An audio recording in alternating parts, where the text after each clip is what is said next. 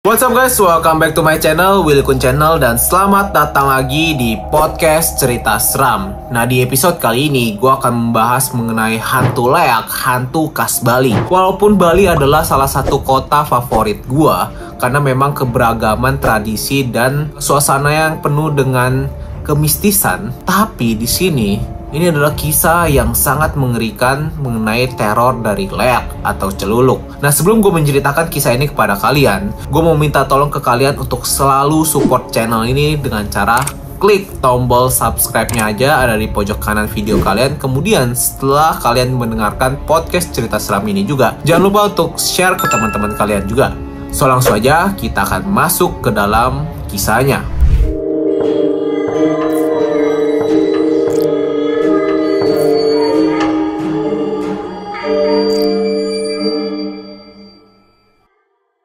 Melihat leak di depan kaca di kamar tidur. Kejadian ini tahun 2010, tepat sebulan sebelum ayah saya meninggal. Waktu itu ayah saya sakit aneh, yang kata orang pintar sih kena peluh. Pas waktu itu setahu saya mertua kakak saya adalah seorang dukun dan sedang ada pertikaian dengan ayah saya. Skip.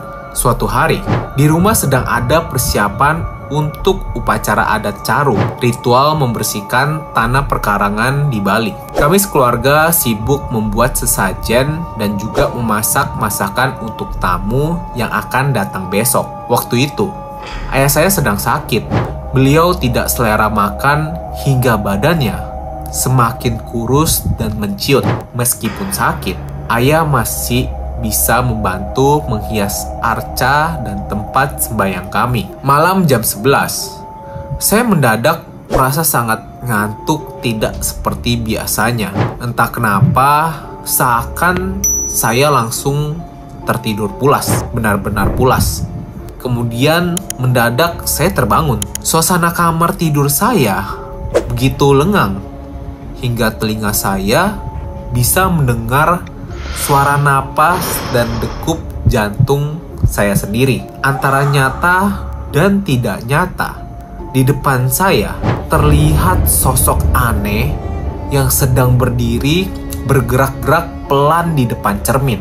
Sosok itu gemuk dengan kepala besar dan berambut panjang hingga ke lantai. Kedua tangannya memiliki kuku yang panjang dan sibuk memainkan rambutnya yang lebat dan panjang.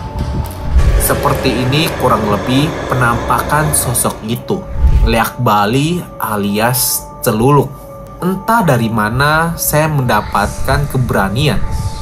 Saya meneriakinya, "Hei!" Lalu sosok itu seolah kaget karena tahu saya memergokinya. Dia berlari keluar kamar menuju teras rumah saya.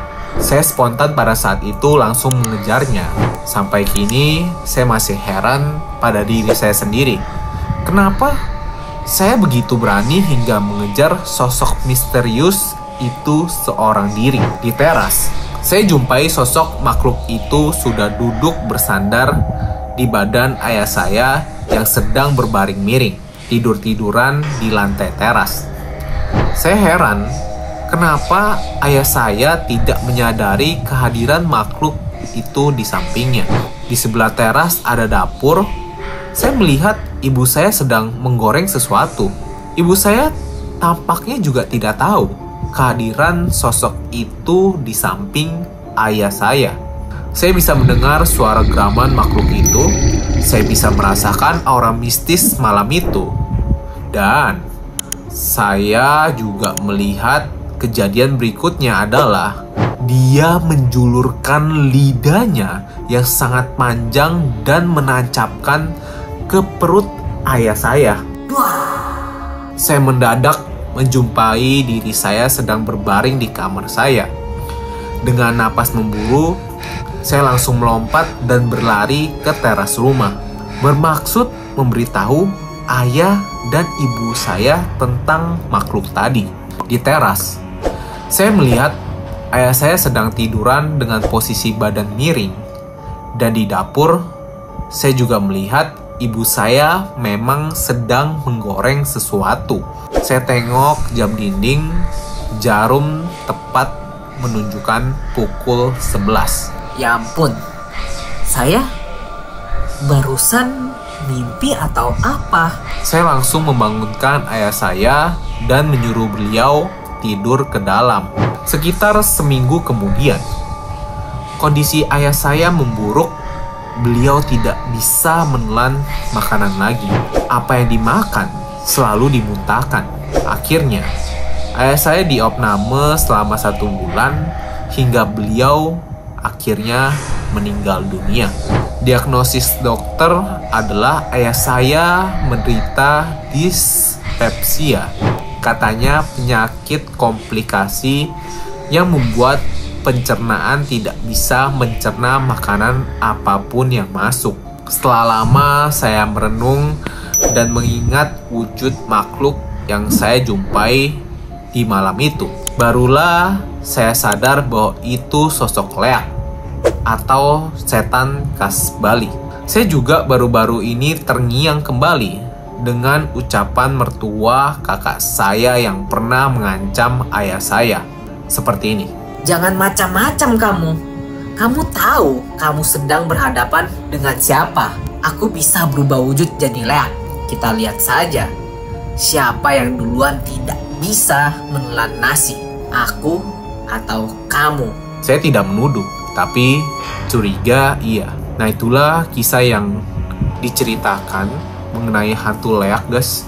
Merinding ya, horor loh mengenai hantu Leak ini. Karena menurut kisah-kisah yang pernah gue baca dan di-share di podcast Cerita Seram, memang hantu Leak ini adalah sosok hantu yang bisa digunakan sebagai perantara untuk menyerang gitu. Hantu Leak juga bentuknya itu sangat mengerikan. Buat kalian yang belum tahu ya, bentuk hantu Leak tuh digambarkan berbadan besar.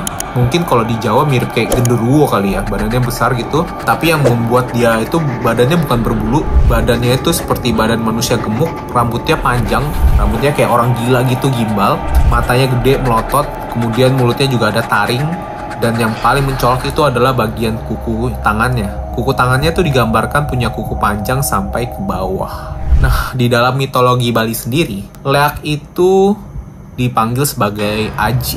Nah, Aji ini juga dianggap adalah orang yang memiliki ilmu tinggi itu, atau momok ya, yang sangat jahat untuk para orang yang percaya gitu ya, yang mempunyai kepercayaan. Itu sangat mengerikan, guys. Teror Leak juga memang sering dikabarkan ada gitu di Bali.